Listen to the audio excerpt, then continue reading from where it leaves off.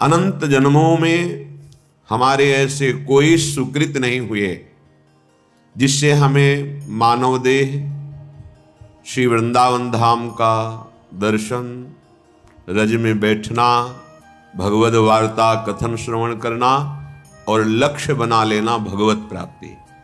ये केवल अहेतुकी कृपा हुई है प्रभु की। कृपा पात्र ही प्रभु की बात और प्रभु की कृपा का अनुभव कर सकता है, अन्यथा बहिर्मुख माया ऐसे आकर्षण करती है कि हमारा समय इसी आकर्षण में नष्ट हो जाता है।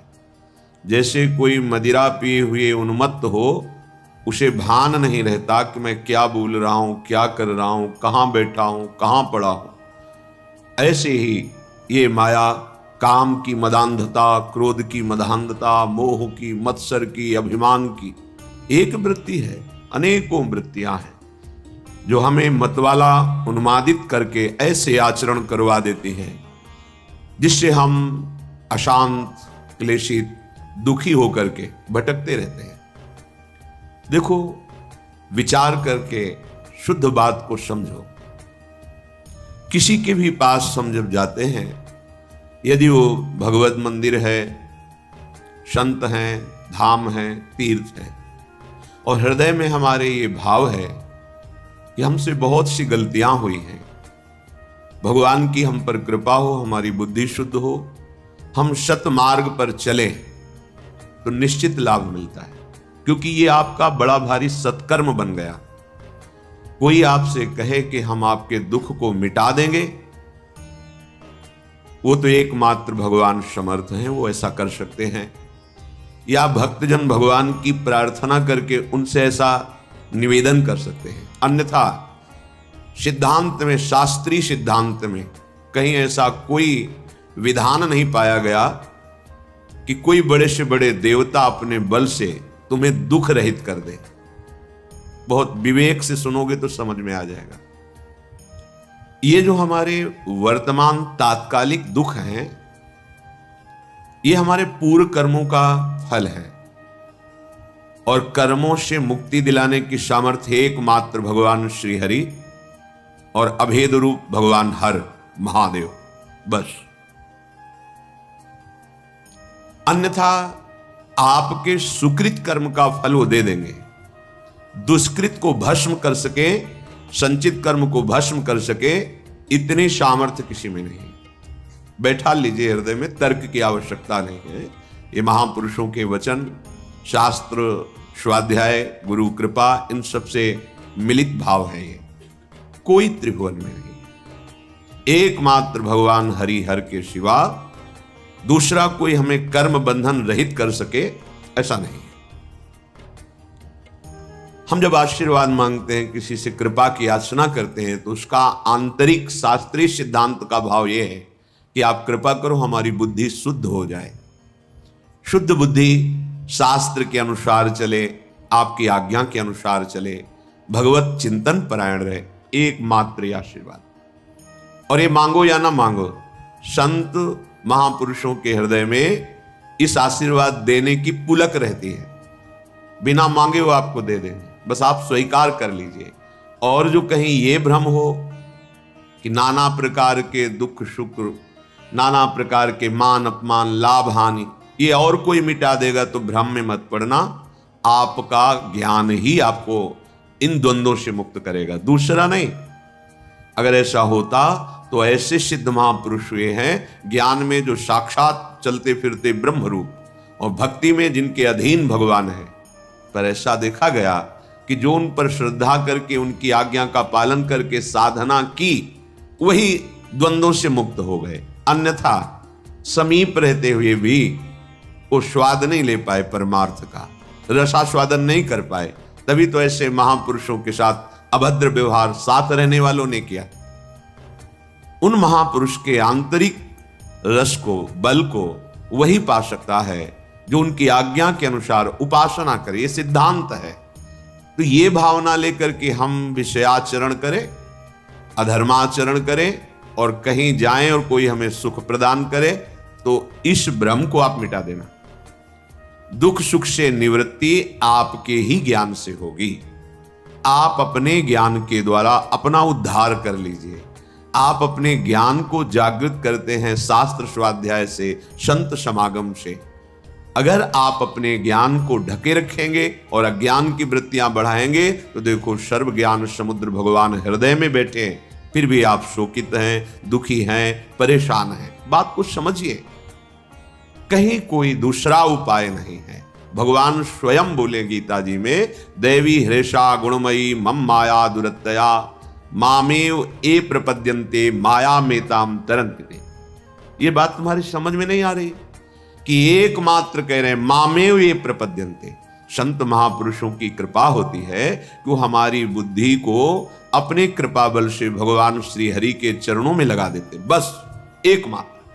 और तो सब व्यवहार है, प्रपंच है, द्वंद्व है माया का। संत समागम का सीधा फल है सत्संगत संस्कृति कर अंता। आवागमन, जन्म मृत्यु, दुख सुख, लाभ हानि, ये जो संस्कृति चक्र है, इससे हम मुक्त हो जाएं तो संत कृपा हमारी बुद्धि को प्रभु चरणारविंद में लगा देती है। ये बात होती है। हम सोचें कि कोई विषय सुख, इसीलिए जो मानाभिमानी जन होते हैं, विषय सुख आकांक्षी होते हैं, 4 दिन उनकी श्रद्धा दिखाई देती है, इसके बाद गायब हो जाती है। क्योंकि असत पदार्थों की लाभा आकांक्षा रख करके आप सतमार्ग में कैसे आगे बढ़ सकते हैं? इसके लिए तो दोनों भावों का त्याग करना पड़ेगा, सुख भाव का और दुख भाव का। तभी आप सच्चिदानंद परम प्रेम रस महासुख की प्राप्ति कर पाएंगे।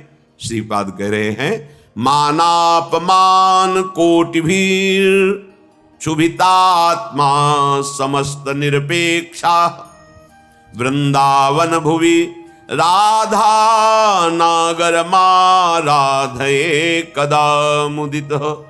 हे भाई, परमानंद का मार्ग दुख सुख दोनों से परे है। ये जो सांसारिक सुख है, सांसारिक दुख है, इन दोनों से अलग है। ये करोड़ों प्रकार से तुम्हारा कोई मान करे या अपमान करे, कह रहे क्षुभितात्मा समस्त निरपेक्षा, तुम्हें अपने हृदय में क्षोभ नहीं होने देना है। क्यों नहीं होने देना? जैसे आप किसी नाटक में देखते हैं कि सामने वाले को मार डाला गया, आपको शोक नहीं होता, क्योंकि आपको पता है वो मारा नहीं गया, वो केवल नाटक है। ऐसे ही यहां जो जिसे जीव कहते हैं, वो भगवान सच्चिदानंद का अंश है। उसे कोई ब्रह्मास्त्र दिव्यास्त्र भी छेद नहीं सकता, मार नहीं सकता। ये मरने का नाटक है, शरीर छोड़ना, जिसे लौकिक भाषा में कहते हो मर गया। कुछ नहीं मरा। पंचभूत पंचभूतों में और भगवान का कर्मानुसार आगे दूसरी शरीर में, जैसे ट्रांसफर होता है सरकारी आदमी का, एक ऑफिस से दूसरी ऑफिस जाता रहता है, वहां उसको सुविधा मिलती है, गाड़ी बंगला आदि आदि, बस बदलता रहता है। अगर कृपा करें और ये बदलाव और आगे बढ़ाना बंद करके अपने चरणों के पास रख लें तो हम परम सुखी हो जाएं। इसके लिए हमें द्वंद्वों का महत्व मिटाना होगा। अगर मान का आप सुख लेंगे तो अपमान बहुत दुख देगा, राग का सुख लेंगे तो द्वेष बहुत दुख देगा। ये दुख सुख कब तक भोगते रहेंगे? ये अज्ञान के कारण ऐसा अनुभव नहीं। हमारा स्वरूप सहज सुख राशि है। सहज शब्द का अर्थ होता है बिना किसी साधना के, बिना किसी चेष्टा के, बिना किसी कर्म के स्वाभाविक परमानंद। ये हमारा स्वरूप है। जो हमको किसी क्रिया से सुख प्राप्त होता है वो सात्विक सुख होता है, भगवदानंद नहीं। भगवदानंद स्वाभाविक है, सहज है। इसीलिए हमारी लाडली जू का एक नाम है सहजानंद वर्षिणी, सहज में आनंद की वर्षा करने वाली। अब ये सहज शब्द से हमारा परिचय नहीं तो लगता है बिना क्रियाओं से क्या हो जाएगा। जैसे कोई कहता है कि क्रियाओं से क्या हो जाएगा, तो हमने विचार करके देखा है सत क्रियाओं से बुद्धि पवित्र होती है, असत क्रियाओं से बुद्धि गंदी होती है। गंदी बुद्धि का गंदा निश्चय होता है, पवित्र बुद्धि का दिव्य निश्चय होता है। बस इतना हुआ क्रियाओं से। और बुद्धि का जब परमात्मा स्वरूप में निश्चय होता है तो बुद्धि बुद्धि नहीं रह जाती, वो कृष्णाकार हो जाती है, भगवदाकार हो जाती है। यहीं से परमानंद की अनुभूति प्रारंभ होती है। जो क्रियाओं से बुद्धि को पवित्रता मिलती है वो साधु समागम से एक क्षण में मिल जाती है। विश्वसनीय श्रद्धावान एक क्षण में अपनी बुद्धि को उतना पावन कर लेता है जो बहुत वर्षों तक तीर्थ और सत्क्रियाएं की जाएं तब बुद्धि पवित्र होती, वो साधु समागम से एक क्षण। इसीलिए व्रतानि यज्ञ छंदांसि तीर्था नियमा यमा यथा वरुंधेत सत्संगा सर्वसंगोपहो हिमाम। सत्संग के बराबर किसी को नहीं रखा गया। व्रत नियम तीर्थयाटन वेदों का स्वाध्याय दान पुण्य ये सब एक तरफ और साधु समागम एक तरफ। एक क्षण में बुद्धि को इतना पावन कर दे कि वो प्रभु प्यारे लगने लगे, अपने दोष अपने को चुभने लगे, असहनीय हो जाए। ये साधु समागम का ये आशीर्वाद है, ये कृपा है, ये फल है। मांगने की जरूरत नहीं है। आप श्रद्धा विश्वास पूर्वक साधु समागम करें तो ये आपके अंदर आने लगेगा। देखो परम साधु श्रीपाद प्रबोधानंद जी कहे, मानापमान कोटि भीर, करोड़ों प्रकार से तुम्हारा कोई मान कर। ये बिल्कुल ऐसा ही नाटक है जैसे सिनेमा में आप देखते हैं, बिल्कुल ये माया का सिनेमा है। ना मान की यहां सत्ता है ना कोई अपमान की सत्ता है। पीछे जन्म में हमारे कितने दुश्मन थे, कितने मित्र थे, कितना परिवार था, कितना बैंक बैलेंस था, कितना हम ग्रेजुएट थे, सब खत्म। अगर भगवत प्राप्ति नहीं तो इस जन्म का भी सब खत्म प्रयास। तो ऐसा खेल खेल रहे हैं कि वो सब खत्म हो जाता है, फिर नया। तो ऐसा खेल खेलो जो खत्म ना हो। वो क्या है? भगवत स्मरण, भगवत आश्रय, प्रभु की आराधना। मानापमान कोट भी रक्षु। ये जो हमारे अंदर क्षोभ पैदा होता है किसी भी विषय से, ये अज्ञान से होता है, ये किसी के आशीर्वाद से नहीं मिटेगा। बड़ा आश्चर्य लगता है कि समझते नहीं। आप आशीर्वाद दे दो हमारा मन शांत हो जाए, कोई आशीर्वाद नहीं है। भ्रम में मत फंसना, बात समझना पड़ेगा। आपको विवेक के द्वारा आपको अपनी बात काटनी पड़ेगी, तब आपको शांति मिलेगी। तात्कालिक शांति, जैसे कोई बहुत थका हुआ पथिक आया, वातानुकूलित कक्ष में बैठ गया तो उसको तात्कालिक शांति मिलती, लेकिन स्थायी नहीं। ऐसे ही आप संसार से भटकते हुए जले हुए अशांत आए, संत महात्माओं के दर्शन की सभा में बैठे, आपको एक शांति मिली, स्थायी नहीं है। ये स्थायी तब होगी जब उनकी बात मानकर आप अपनी बुद्धि को उस मार्ग में चलाएंगे। ये प्रभाव तात्कालिक है। आपको ये जो आनंद की अनुभूति, एक शांति, एक विशेषता, ये प्रभाव है यहां। लेकिन ये प्रभाव स्थायी बना रहे असंभव, क्योंकि त्रिगुणों का चक्र चलता रहता है, सतोगुण रजोगुण तमोगुण, ये हृदय में चलता रहता है। जब तक आप उपासना के द्वारा त्रिगुणातीत नहीं हो जाते तब तक ये प्रभाव स्थायी मत मानना। आंसू आ सकते हैं, रोमांच हो सकता है, तो प्रेम लक्षणा भक्ति थोड़ी हो सकती है। वो तात्कालिक सतोगुण का प्रभाव है आपके अंदर। ऐसे वायुमंडल में बैठे हैं कि आपको भागवतिक आनंद की अनुभूति होगी। इसे स्थायी बनाना है तो जो उपदेश है उनको जीवन में धारण करना है। वो आचरण, भगवत स्मरण, भगवत सेवा, भगवत चरणारविंद का आश्रय, ये आपको त्रिगुणातीत करेगा। जब आप त्रिगुणातीत होंगे, किसी गुण का प्रभाव नहीं पड़ेगा, तब एक रस स्थिति आएगी। फिर ये प्रभाव आप विषयी पुरुषों के बीच में बैठ करके भी स्वाद लेंगे इसी आनंद का। आप 1 महीने सत्संग सुन रहे हैं, आपका मन विषयों का त्याग करता चला जा रहा है, प्रभाव पड़ रहा है। ये विश्वसनीय नहीं है, बात समझ लेना। जहां कुसंग हुआ तहां ऐसे करेगा हाथी का स्नान जैसा। अरे बहुत, एक बार गिरे गया, वो वहीं ले जाएगा। पूरे जीवन सतमार्ग का सावधानी पूर्वक अनुसरण, तब जाके द्वंद्वातीत स्थिति आती है, माया पर विजय प्राप्त करता है। ये जो क्षोभ होता है, किसी भी कोई बोल दिया, कटु बोल दिया, निंदा कर दी, उपहास कर दिया, हृदय में दुख पहुंचा, ये साधना की बहुत बड़ी कमजोर स्थिति है। एक बार एक महापुरुष गंगा के उनके पास, तो उन्होंने कहा कि भेष रंगा के, सीधे साधे गांव की भाषा, भेष रंगा के व्यवस्था की चक्कर में अगर पड़ेगा साधु, बुजुर्ग महापुरुष थे, तो फिर साधुता ही क्या हुई। जब हमारा कोई अपमान करे, कोई गाली दे, कोई निंदा करे, हमारे हृदय में उसका फर्क ना पड़े। जैसे हम नाटक में देखते हैं, तो देख रहे हैं लेकिन पता है झूठा है, असत्य है। ऐसे ही ये नहीं कि भान नहीं हो रहा, भान हो रहा है कि गाली दे रहा है, ये अपमान पर उसका अस्तित्व तो नहीं है, वो असत्य वार्ता है, उसकी कोई सत्ता नहीं। जिसकी सत्ता नहीं उसको जब हम सत्ता देते हैं तो हमारा हृदय दुखी हो जाता है। कह रहे क्षुभितात्मा समस्त निरपेक्षा, इसलिए इन समस्त द्वंद्वों से निरपेक्ष होना है। कैसे? बोले इसी मृत्यु लोक में बहुत सुंदर करुणा करके प्रभु ने उपाय रखा है। क्या? वृंदावन भूमि, वृंदावन भूमि में आओ, दर्शन करो। यहां बहुत सामर्थ्य है हृदय के परिवर्तन करने की, अलौकिक दिव्यता है। राधा नागर माराधे कदा मुदिता, किशोरी और किशोर जी की आराधना में तुम ऐसे आनंद को प्राप्त होगे कि ये कोई भी मान अपमान, दुख सुख, जन्म मृत्यु, ये तुम्हें व्यापेंगे नहीं। आओ वृंदावन का आश्रय लो, वृंदावन के रसिकों का संग करो, तो राधा नागर की आराधना बनने लगेगी। कैसे?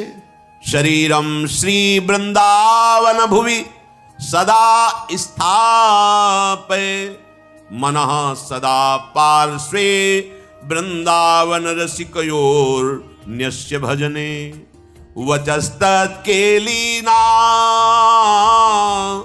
मनवरत गाने रमयत, कथा पीयूषादौ श्रवण युगलम प्रीति विकलम। शरीर को सदा सत्संग में रखो। अगर हमारा शरीर सत्संग में रहेगा तो मन प्रेम रस में भीनने के लायक बन जाएगा। तनहि राख सत्संग में मन ही प्रेम रस भेयो, सुख चाहत हरिवंश हित, तो कृष्ण कल्प तरु सेयो। प्रायः सिद्धांत को थोड़ा ऐसे घुमा के कहा जाता है कि तन को संसार में मत रखो, तन के द्वारा नाना प्रकार के कर्म करो और मन रखो प्रभु में। यह सिद्ध पुरुष का लक्षण है, साधक का नहीं। यह सिद्ध पुरुष का लक्षण, जिसका मन भगवदाकार है तो विषय प्रपंच संसार के कार्य करता हुआ भी वो जीव जल में कमल का फूल रहे, निरपेक्ष रहता है। पर साधक, नवीन मार्ग का पथिक, सत्संग की आवश्यकता है। सत्संग, सत्संग क्या है? नाम सत, रूप सत, धाम सत, लीला सत, उनके प्रेमी जनों के वचन सत। इस पे हैं आप, तो सत्संग में हैं आप। धाम का चिंतन चल रहा है, प्रभु के नाम का जब चल रहा है, रूप का ध्यान चल रहा है, लीला गुण का कथन श्रवण कर रहे हो। कथा पीयूषादौ श्रवण युगलम, अपने दोनों कानों से युगल चंद श्यामा श्याम की कथा, गुण लीला चरित्र, इनका हम पान कर रहे हैं। ये देह वृंदावन रज से युक्त है, वृंदावन का आश्रय है, तो स्थापय मना सदा पार्श्वे, हमारा मन सदैव प्रियालाल के पार्श्व में, समीप में विराजमान रहेगा। मन ही प्रेम रस भयो। देखो, साधक की ऐसी स्थिति नहीं होती कि वो विषय सानिध्य में मन को प्रभु में रख सके। ये विषय का स्वभाव होता है प्रमथनशील, व्याकुल करके, उन्माद पैदा करके मन और इंद्रियों को अधीन करता है। विषय पहले, फिर जब मन ही अधीन हुआ तभी तो क्रिया में उतरा। लेकिन सिद्ध पुरुष की ऐसी स्थिति नहीं होती। एक बार विदेहराज जनक से किसी महात्मा ने पूछा कि आप तो पूरा राजकाज संभालते हैं, पूरा रजोगुण का वैभव है, राजसी वैभव, आप विदेह कहे जाते हैं, कैसे विदेह? उन्होंने कहा कि ठीक, किसी समय बताएंगे, अभी तो अंदर से नहीं आ रही प्रेरणा, बताएंगे। क्या जनक जी उसी समय नहीं बता सकते? बता सकते थे, पर जब उससे प्रमाण के सहित तब पता चलता है। जाओ आज प्रसाद पाकर शयन करो, प्रेरणा होगी हम बता दें। शयन कक्ष में बड़ी सुंदर राजा की शैया जैसे महात्मा को शयन करा। अर्धरात्रि में रानी से कहा, जाओ आज्ञा है, शयन करो जाके उनके साथ। जब ही देखा स्त्री को, बड़े संयमी महात्मा थे, वो जितना इधर से खिलते और नजदीक, दीवाल की तरफ मुंह करके। समय व्यतीत किया, सुबह आए, बड़े गुस्सा से बोले, ये क्या तरीका है आपका? जानते हो हम संत हैं। तो क्या हुआ महाराज? शायद वो आपकी पत्नी ही थी, सैया में जाके लेट गए। फिर क्या हुआ? फिर हम शकीलते गए। फिर क्या हुआ? जब दीवाल मिली तो उधर मुंह करके पड़े रहे। फिर कोई आपको परेशानी नहीं हुई? बोले हमने पीछे फिर देखा ही नहीं, दीवाल की। तो तुमने उस शरीर को दीवाल क्यों नहीं मान लिया? उस शरीर को स्त्री शरीर मान करके भय करते रहे, दीवाल में आप संतोष कर लिए। अगर उसे ही एक दीवाल समझ लेते और आप यथावत अपनी शांति बनाए रखते। बोले ऐसा कैसे हो सकता है? बोले ऐसा हो सकता है जब एकाकार ब्रह्म स्थिति होती है। एक दिन वो आए तो देखा संतों के लिए वहां कोई रोक टोक नहीं थी। जनक जी अपने निज महल में शयन कर रहे थे, उन्मनी अवस्था थी। एक हाथ स्त्री के वक्षा स्थल पर और एक पैर हिलक गया था, तो नीचे सर्दी का समय था, अंगीठी उसके ताप में वो जल रहा था। दौड़ के गए, चरण हटाया। महाराज वास्तविक उनको होश नहीं था, ना स्त्री के वक्षा स्थल के स्पर्श का सुख था और ना अग्नि के ताप का भान था।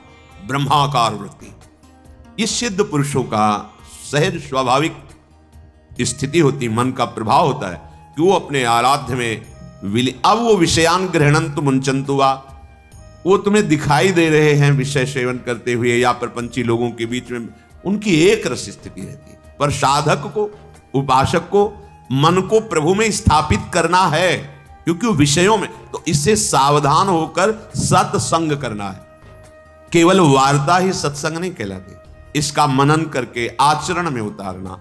सत हरि नाम है, सत हरि धाम है, सत हरि रूप है, सत हरि लीला है, सत हरि भजन करने वाले भगवत प्रेमी महात्मा जन हैं, इनका चिंतन सतत रहना, ये सत्संग है। तो सतत तभी रह सकता है जब तन ही राख सत्संग में, तन को अधिक से अधिक सत्संग में रखा जाए। ऐसे मित्र हो, ऐसे कुसंगी भोग हो, ऐसे कुसंगी दृश्य हो, कुसंगी वार्ता हो, फिर आप सोचो हम मन प्रभु में लगा ले, तो समझ में ही नहीं आएगी ये बात। इसीलिए कह रहे शरीरम श्री वृंदावन भुवि सदा स्थापे, तो मनः सदा पार्श्वे वृंदावन रसिकयोर न्यस्य भजने। जो रसिक महापुरुष युगल सरकार के भजन रस में डूबे हुए है, मन उस रस में पहुंचने लगेगा।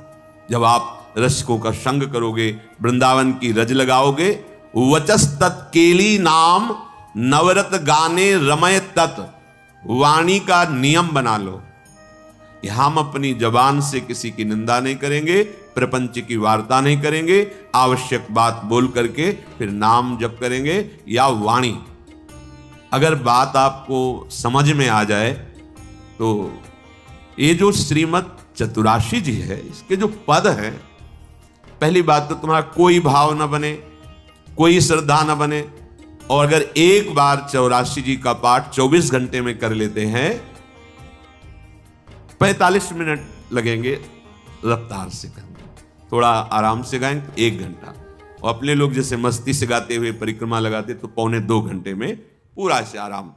एक 84 जी का पाठ करने वाला कभी 84 लाख योनियों में नहीं जा सकता। ये उन महापुरुषों के वचन हैं जिनके अधीन प्रियालाल है। छुट 84 भ्रमंते निर्खय जुगल किशोर। कम से कम 84 लाख योनियों के दुख से तो आप मुक्त होना चाहते, नहीं प्रिया प्रीतम को देखना चाहते, नहीं सेवा चाहते, तो दुख से तो निकलना चाहते। वाणी जी अमोघ है, गुरु कृपा से ही बात समझ में आती है। अगर चतुराशी जी के किसी भी पद को आप कंठस्थ कर ले, कोई एक पद, और उसी को 100 बार 200 बार अंदर अंदर गुनगुनाइए, फिर आप देखिए कैसे आपका हृदय निर्मल होता है, कितनी जल्दी आपके अंदर भागवतिक सद्गुण आते हैं। आप कीजिए, घंटों चलते हुए प्रपंच की वार्ता कर लेंगे, पद नहीं गुनगुनाएंगे। व्यर्थ में बैठे मन कल्पना में घूम रहा है, उसको डांट करके नाम में नहीं लगाएंगे। देखो, अगर सुख प्राप्त करना, इसीलिए हम प्रायः आपसे प्रार्थना करते रहते हैं कि ये आशीर्वाद, ये कोई कृपा या कोई पदार्थ दे, इस भ्रम में मत रहना। ऐसे ऐसे महापुरुषों के दर्शन हुए हैं जो गुरु कृपा से, इष्ट कृपा से ही केवल उनका दर्शन हो सकता। दिगंबर शरीर की शुद्ध नहीं, खान पान की जहां पैर नहीं रख सकते हो ऐसी तपती हुई बालू, उसमें दिगंबर पड़े हैं, ब्रह्मानंद में मगन। आप जब तक अपने आप को सतमार्ग में नहीं लाएंगे, भजन में नहीं लाएंगे, असत मार्ग को त्यागेंगे, कोई सुखी नहीं कर सकता, कोई सुखी नहीं कर सकता। ये बात अंदर बैठा लो। कौन काहू के सुख दुख कर दाता, निज कृत कर्म भोग सुन भ्राता। इसलिए शरीरम श्री वृंदावन भुवि सदा स्थापे, मनः सदा पार्श्वे वृंदावन रसिकयोर न्यस्य भजने। आहा, जो युगल सरकार के भजन में रसिक जन डूबे हुए हैं, मन उनकी आज्ञा में दे दीजिए। अर्थात जैसा वो उपदेश करते हैं वैसे ही मन को चलाइए तो न्यस्य भजने, वो भजन में समर्पित हो जाएगा। वचस्तत् केली नाम नवरत गाने रमय तत्, वाणी से उनकी केली रस का गान, बड़ा सुख मिलता है। श्यामा श्याम को सबसे बड़ा सुख मिलता है जब उनकी लीला का गायन करके सुनाते हो। जैसे आप गा रहे हो, आज निकुंज मंजु में खेलत नवल किशोर नवीन किशोरी, अति अनुपम अनुराग परस्पर सुना भूत भूतल्प। ये जोरी मुस्कुराती है प्रिया प्रीतम की। बस ये जहां प्रसन्न भये तो क्या होता है, जब राधिका श्याम प्रसन्न भये तो नित्य समीप सुख खैंच ले। बस हमारी बात बन गई, हमारे मन को समीप। तो किशोरी मात मानम किमिक सुकुमारी नुकले, श्री लाडली जी के समीप उनकी सेवा की भावना और भाव देह दोनों प्राप्त हो जाता है। जब लाडली जो घसीट लेती है तो सेवा की भावना और सेवा जिससे संपादित होती, वो देह जो सेवा संपादन की देह है वो सच्चिदानंद है, पार्थिव देह नहीं, जन्म मरण वाला मलमूत्र बनाने वाला शरीर नहीं, चिदानंद देह।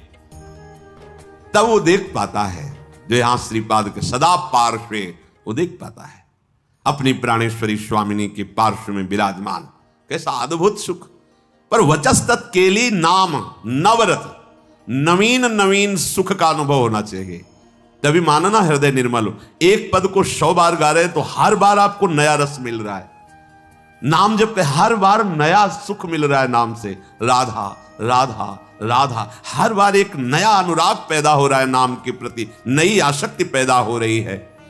कथा पीयूषादौ श्रवण युगल प्रीति विकलम, जब आप प्यारे जो की रूप माधुरी, गुण माधुरी, लीला माधुरी सुनेंगे तो कह रहे प्रीति विकलम, निश्चित ऐसे प्रेम विह्वल कर देने वाली वृत्ति पैदा होगी। ये काम क्रोध लोभ मोह मद मत्सर, ये राग द्वेष मान अपमान दुख सुख, ये छू ही नहीं जाएगा। आप इतनी ऊंचाई पर होंगे आपके हृदय की भूमिका कि आपका स्पर्श नहीं कर सकते हैं। ये हुआ आशीर्वाद, ये हुआ संत समागम, ये हुआ मनुष्य जीवन का परम लाभ। इसलिए धैर्य पूर्वक चलो, ये आशा मत करो कि तुम्हें कोई महान भक्त कहे, महान संत कहे तो तुम संत हो, तुम्हारा भजन सार्थक। कोई तुम्हें पाखंडी कह दे, गाली दे दे, निंदा कर दे तो भजन का हमें कोई फल ही नहीं मिला, क्योंकि लोग गालियां दे रहे। देखो हमें भजन का फल मिला क्योंकि लोग प्रणाम। ये माया का आखिरी अस्त्र है, कंचन कामिनी कीर्ति। सब रूपों में भगवान इतने रूपों में आके हमें दर्शन दे रहे, दुलार कर रहे हैं, हमें उनके चरणों में प्रणाम करना। मेरे प्रभु इतने रूप धारण करके प्यार कर रहे हैं। भावना अपनी कहीं अहम जनित ना हो जाए कि मैं साधक हूं, मैं भजनानंदी महात्मा हूं, मुझे लोग नमस्कार करते हैं, प्रणाम करते हैं, फिर मार्ग आगे का रुक जाएगा। इसलिए कह रहे हैं निरपेक्षः, समस्त निरपेक्षः, एव नमस्कार प्रणाम, नाना प्रकार की प्रशंसा या कोई आश्चर्यजनक सिद्धियां तुम्हारे अंदर आ रही, सबसे निरपेक्ष रहो, इनका प्रयोग मत करना। तभी तुम श्री जी की सेवा का अधिकार, जो सच्चिदानंदमय जीवन है, वो तुम्हें प्राप्त हो जाएगा।